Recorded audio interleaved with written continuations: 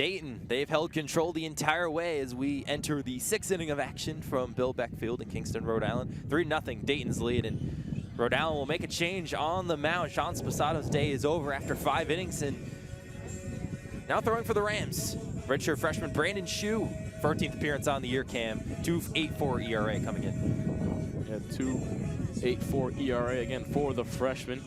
Few appearances this season, making 13. Hasn't started any games yet, but comes in for Sposato after 5.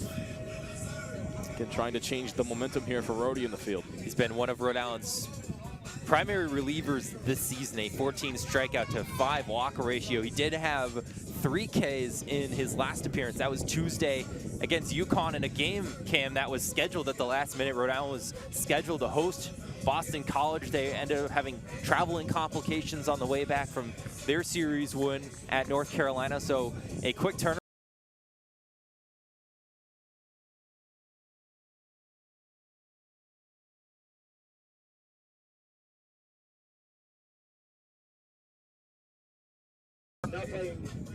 So we're gonna have some other changes. So Addison Kopak will move to shortstop, and Ryan King will take his spot at second.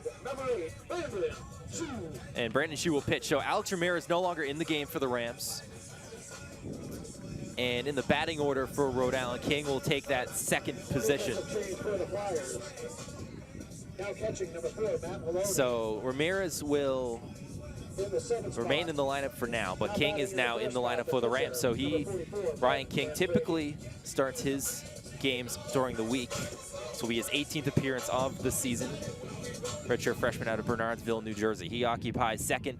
Kopak shifts over to short. Dayton's 3 hitters to begin: David Padano, Keegan Calero, and Ben Jones. Of course, Padano had that excellent triple to lead off the 4th inning. He came around to score. 1 of 2 on the day, also struck out back in the 2nd inning. First pitch from Shue is in there for a strike. And like we said multiple times, I mean, Padano only starting 8 games so far this season, only playing at about half of Dayton's games so far with 21. But making the most out of the opportunities that he's got. Again, last at bat with that triple and heading on home. Dayton still with a 3-0 advantage. That one swung on by Padano. The strong throw by DePino. Is it in time? Off the bounce. Anderson couldn't field it cleanly.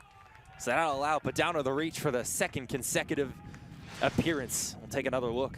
And an unlikely sight from Anderson. A good scoop from DePino, a little bit of a short throw, but he's been nothing but perfect over there at first. His first mishap. Second error of the day for Rhode Island. That will go down as an error by the 3rd baseman DePino. And you might look at it by the naked eye, Cam, and think, well, the throw from 3rd to 1st isn't that long. It's quite a ways. Despite the strong arm from DePino, came up short, and you never know off the bounce that time. A favorable one for the Flyers. Keegan Calero up now.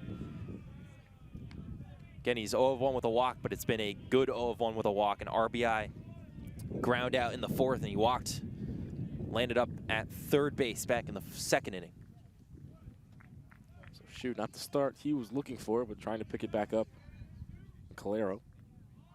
Squaring up the bunt is Calero, and does it land fair? No, they're going to say it bounced into the batter's box. That was close, Cam, but they're going to say it just got a piece of it. And now some confusion. I was confused myself. I thought that one was fair. You saw the bunt land off right near the 1st base line. Dayton's trying to argue their case on that one.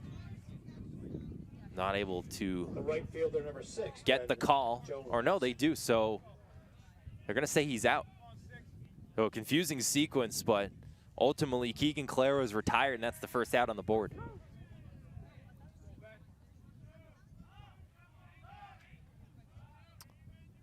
Back to the top of the lineup, and Ben Jones, that's a laser towards left center field. Will it go? Stays fair, but a ground rule double.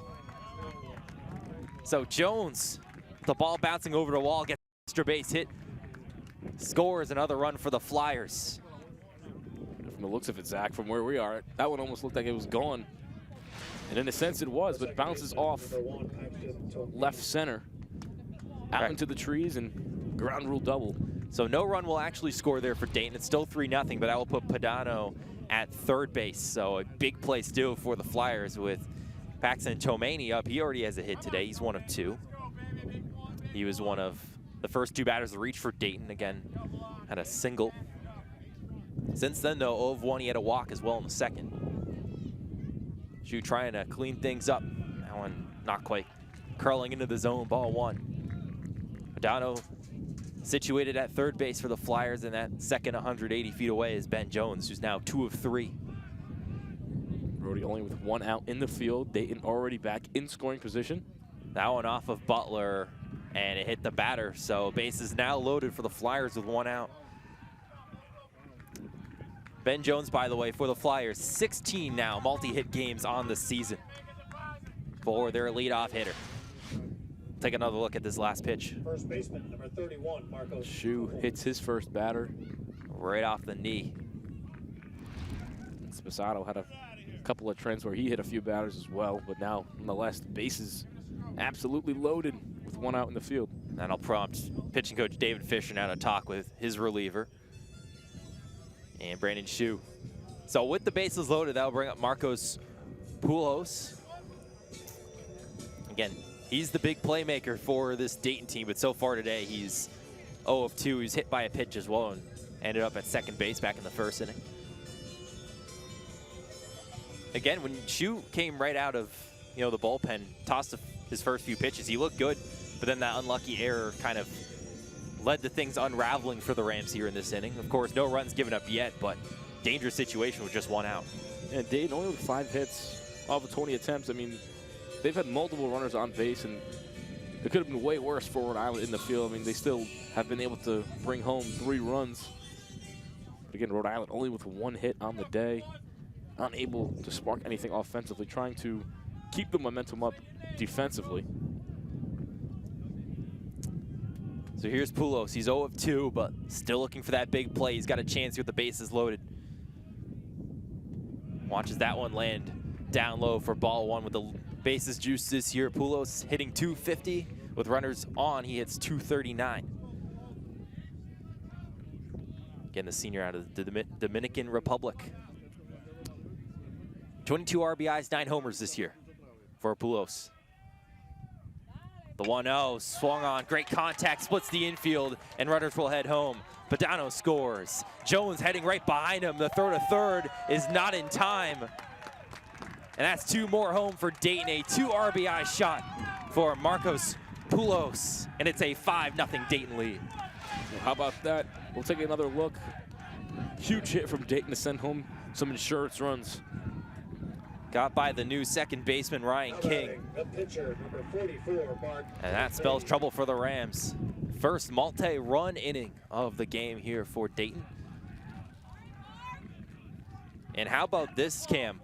The pitcher is now in at bat for the Flyers, Mark Manfredi. So he takes the place of Nolan Watson at the 4 spot. This is the first at bat of the entire season for Mark Manfredi. And it comes with a 5-0 lead. He'll square up the bunt, and it goes away foul. Well, you don't see this every day. You can say that again. But we've got runners on first and third. Pujols and Tomani. And again, only 1 out in the field for Rhode Island. So with Manfredi up, we're going to try and see. I mean, we saw the bunt there laid down, but trying to send home a few more runs for the Flyers. Runners in the corners for Dayton with 1 out. Tomani situated 90 feet away. Poulos is at first. Tomani threatening the run. Here's the pitch right down the middle. Strike 1, or strike 2 rather. So Shu looking for his first strikeout of the day. He's got 14 on the season. Looking to make it 15 and try to hold off a few more runs from the Flyers. The 0-2 count coming up, just 1 out. Shu trying to hold Dayton off the scoreboard. Gets away from Butler, running home as Tomani can get there in time. And he just gets tagged out. Close play made. Butler diving on top of home to apply the tag.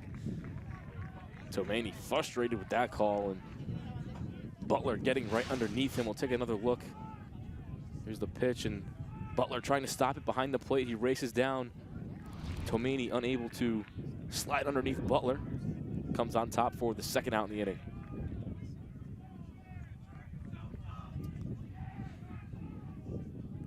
So now the count 1-2 with a runner on second. The pitch, did he swing?